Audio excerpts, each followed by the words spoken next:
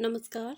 आज हम पढ़ रहे हैं पांडे बेचन शर्मा उग्र की कहानी 3 कलाकारों की एक भूल। विवेकपुर से महामायावी महाराज मनमथ देव के जादू से विवश कुमारी कामलोचना एक बार पुनः कामरूप देश में आई तो मगर दिल उसका अपने पिता की ओर से उचट सा गया।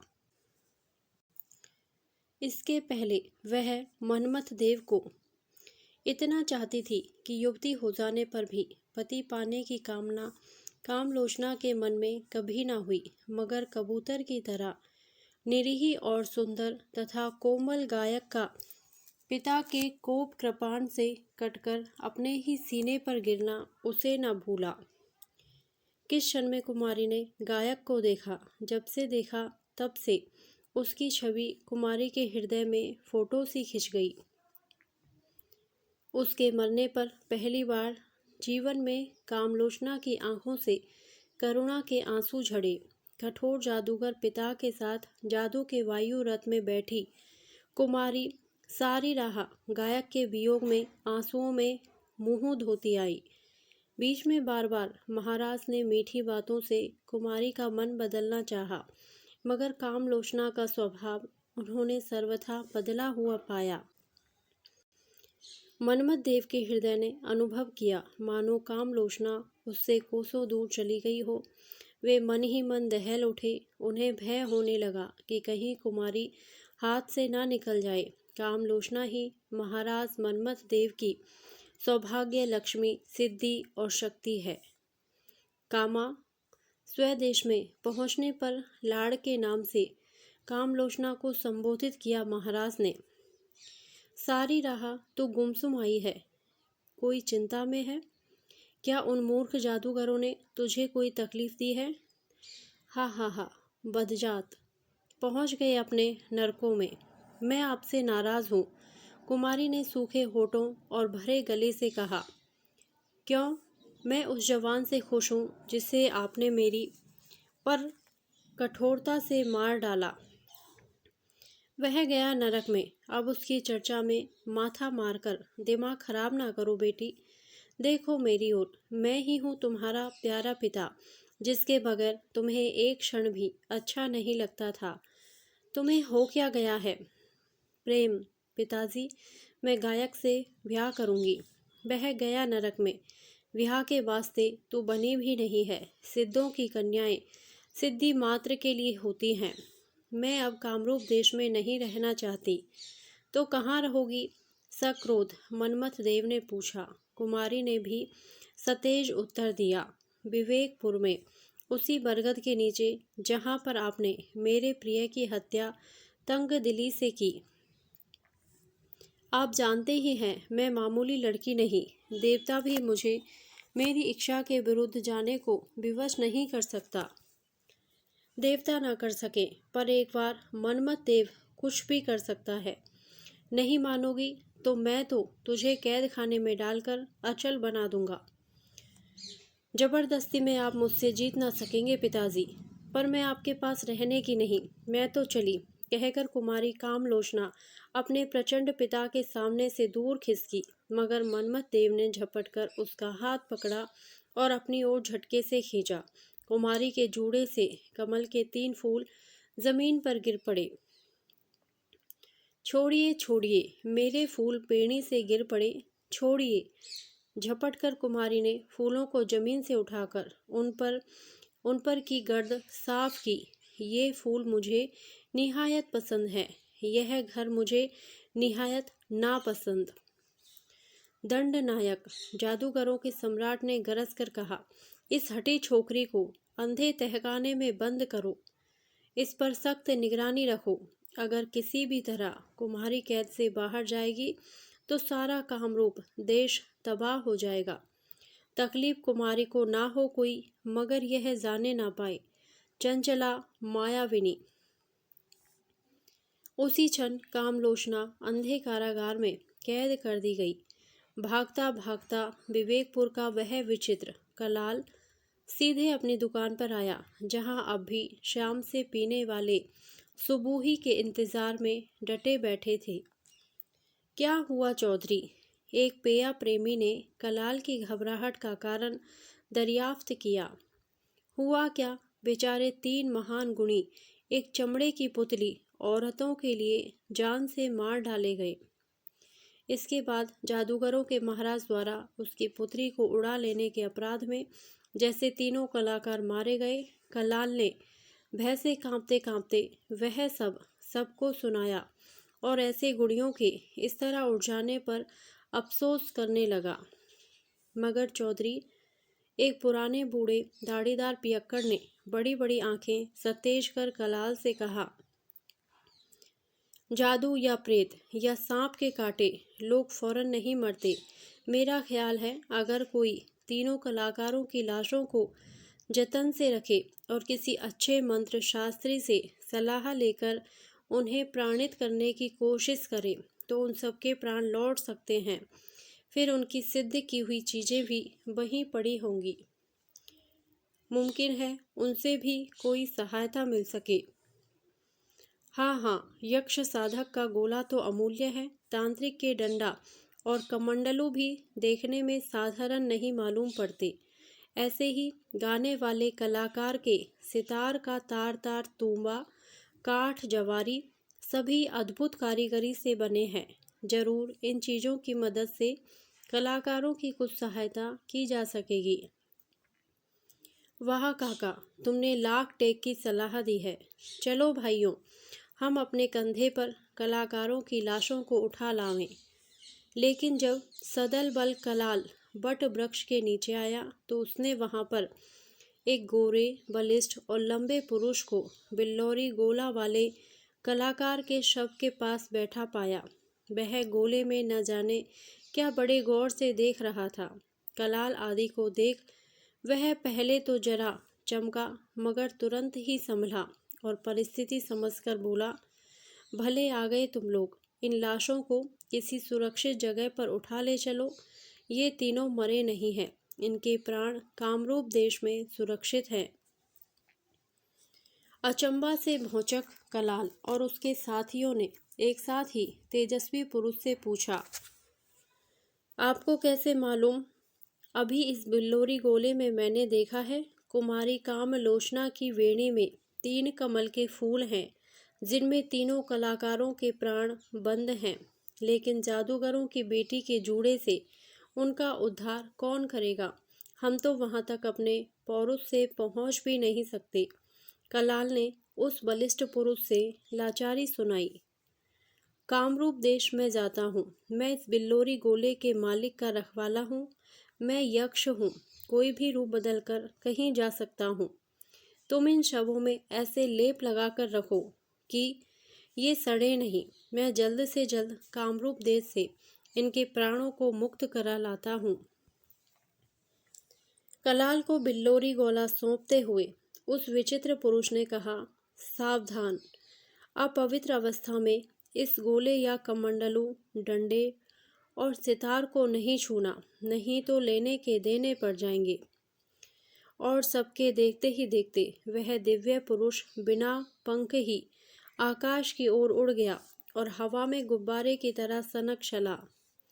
सुना बहुत मगर असल जादू देखा आज ही, उस बूढ़े पियक्कड़ ने साश्चर्य कहा। फिर वे सब सावधानी से तीनों कलाकारों की लाश कलाल के स्थान पर लेकर आए और गोला, कमंडलू वगैरह कलाल खुद ले आया। फौरन शरीर रक्षक तेल तीनों मुर्दों पर चढ़ाकर सावधानी से अलग अलग काट के बड़े बड़े बक्सों में उन्हें रखा गया। कलाल ने जादू की सिद्ध वस्तुओं को एक खास कटोरी में सजा दिया। गोले का चमत्कार देखने के बाद वह जादूगरी का कायल हो गया था। मन ही मन कमंडलू, डंडा और सितार के गुणों की परीक्षा के लिए विवेकपुर का परीक्षक कलाल व्याकुल होने लगा। रोज ही उसका जी कहता कि आज परीक्षा जरूर ली जाए, मगर यक्ष की बातों से भय मानकर वह परीक्षा से दूर ही रहता। आखिर एक दिन कलाल के सब्र की हद हो गई। उसने बड़ी पवित्रता से रात में जादू की चीज़ों की परीक्षा करने का दृढ़ निश्चय किया। सरे शाम ही से तेज शराबें वह अपने भारी पेट में उड़ेलने लगा। रात 12 बजे के बाद वह पागल भूत की तरह उस कोठरी में आया जिसमें कमंडलू, डंडा, बिल्लौरी, गोला और अद्भुत सितार थे। कलाल ने निर्भय रहने के लिए अधिक से अधिक पी रखी थी। जाते ही तांत्रिक का जड़ाऊ डंडा हाथ में लेकर बड़े ध्यान से देखने लगा। डंडा छोटा, कोई 2.5 फुट का होगा, मगर वजन में 5 सेर से कम नहीं। उसमें जगह जगह पर इस्पात की मजबूत कीलें और अष्टधातु के तार बंधे थे। चमत्कार कैसे प्रकट होगा यह कलाल समझ न सका। आखिर उसने आवेश से डंडे को हवा में घुमाना शुरू किया। अभी 2 बार भी उसने ऐसा नहीं किया होगा कि डंडा उसके हाथ में सट गया और एकाएक गर्मी उसमें बढ़ने लगी, यहाँ तक कि कलाल ने चमड़ा जलने का अनुभव किया। मारे व्यथा के वह सारी कोठरी में नाचने लगा, मगर चिल्लाया वह नहीं, बदनामी के डर से। उसी उछल कूद में कमंडलू को कलाल के पैर का धक्का लगा और उसी वक्त भयानक रवरोर मच गया। भैरव, भीषणाकार, आग सी आंखें, लपट सी मूछ और दाढ़ी, वज्र की तरह तेजस्वी त्रिशूल हाथ में भैरव मूर्ति के प्रकट होते ही कलाल के हाथ से छूटकर सिद्ध डंडा जमीन पर जा गिरा। भैरवी मूर्ति ऐसी विकराल थी कि डंडे की गर्मी से बच जाने पर भी मारे भय के वह कांपता रहा। अरे मूर्ख, भैरवी ने कहा, क्यों बुलाया तूने? यों ही धोखे से, भूल में। कलाल भय से घिघियाने लगा। माफ करो अनाधिकारी, मूढ़, कहकर अंतर्धान होने से पूर्व भैरव स्वरूप ने कलाल को दौड़ा और पकड़कर उसके दोनों कानों को जड़ से उखाड़ डाला। क्रोध से दांत पीसते भैरव देव कलाल की नाक भी दांत से काट कर चबा गए। बेजान होकर कलाल जमीन पर गिर पड़ा और होश में आने पर पागल हो गया। उसी पागलपन में उसने सोचा कि तीनों कलाकारों की लाशों को नष्ट कर देना चाहिए। जीते रहेंगे तो ये फिर औरत पर आसक्त होकर फिर मरेंगे। ऐसे अज्ञानियों को जीवन का दुख दिखाया ही क्यों जाए, इनका मरना ही अच्छा। वह एक तेज और भयानक गंडास लेकर तीनों कलाकारों की लाशों पर झपटा। यह पहला ही मौका था जब कुमारी कामलोचना ने महाराज मन्मथ देव को इस तरह असंतुष्ट किया और ऐसी सख्त सजा उसे दी गई। अंधेरी तहखाने में उसका दम घुटने लगा। ऐसा नहीं कि कुमारी कामलोचना जादूगरी के फन से नावाकिफ थी, वह खुद जादू की पुतली थी, पर महाराज मन्मथ देव उससे कहीं अधिक शक्तिशाली थे। उन पर कामलोचना के जादू असर नहीं डालते थे, इसलिए चाहकर भी महाराज के जेल खाने से वह भाग ना सकी। विवशता से व्याकुल हो कामलोचना रो पड़ी। उसी वक्त यक्ष तहखाने में प्रकट हो गया। क्या कष्ट है कुमारी को, मैं आपकी क्या सेवा करूं? आप रोती क्यों हैं? मुझे सिसककर सीना थाम कुमारी बोली, मुझे प्रेम रोग हो गया है। सिद्ध कुमारियों को रोग नहीं सताते, आप क्या कह रही हैं? यक्ष ने निवेदन किया, मैं विवेकपुर के सुंदर कमल नयन गायक पर मर रही हूँ, मगर अरसा हुआ वह तो मार डाला गया महाराज मन्मथ देव के हाथों। मारा गया तो, लेकिन माया से मैंने तीनों कलाकारों के प्राणों को वेणी के सफ़ेद कमलों में बंद कर लिया।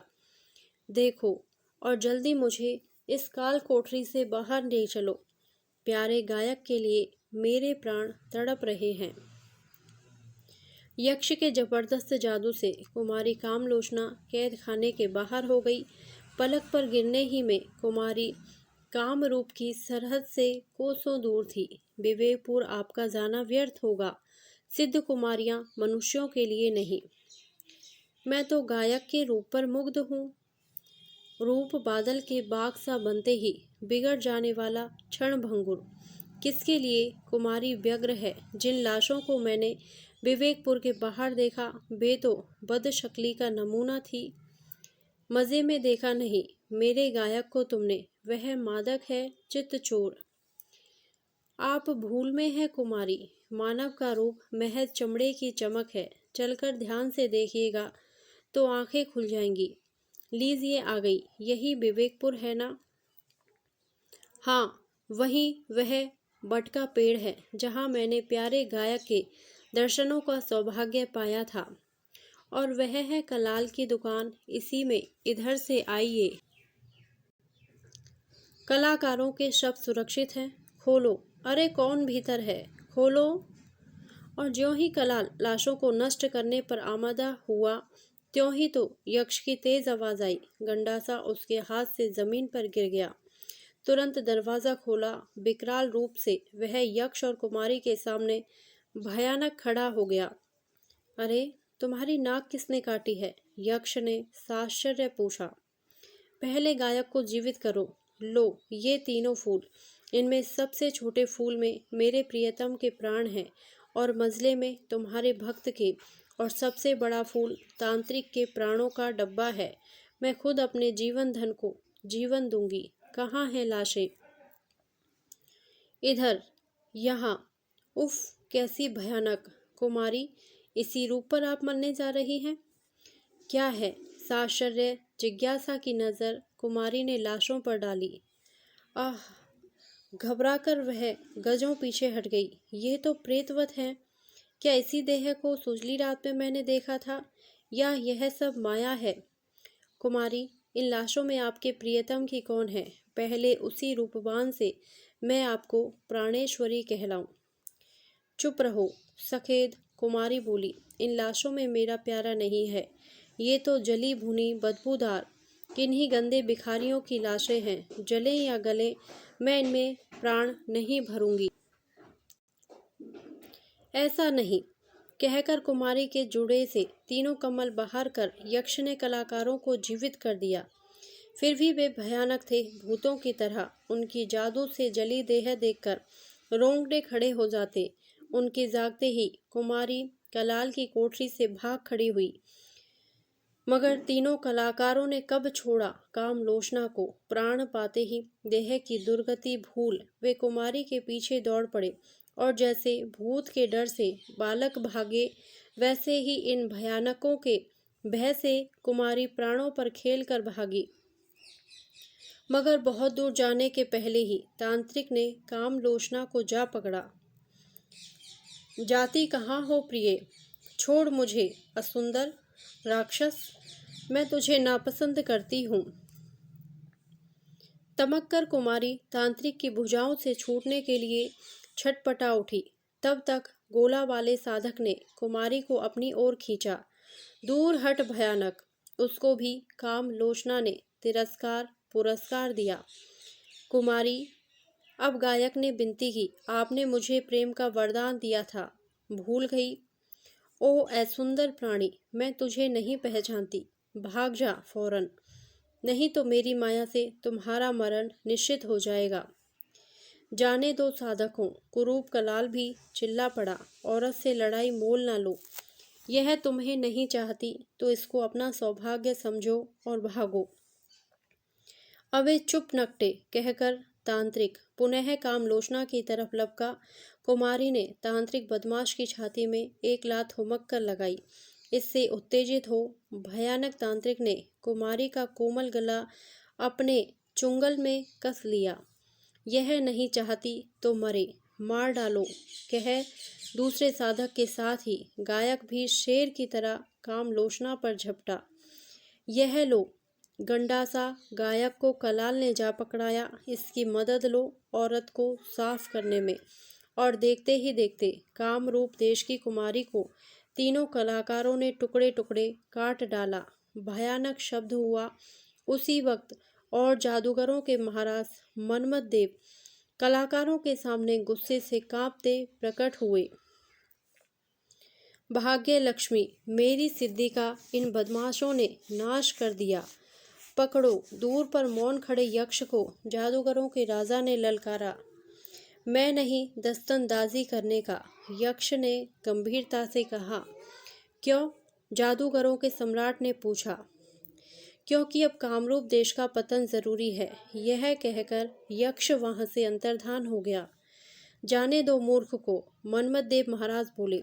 जादू की रस्सी में बांध मैं इन बदमाशों को कामरूप देश में ले चलूँगा और वहाँ पर नर बलि देकर नई सिद्धि की साधना में इन्हें खपा दूंगा, क्योंकि इन्हीं की शैतानी से मेरी पुरानी सिद्धि कुमारी कामलोचना नष्ट हुई है।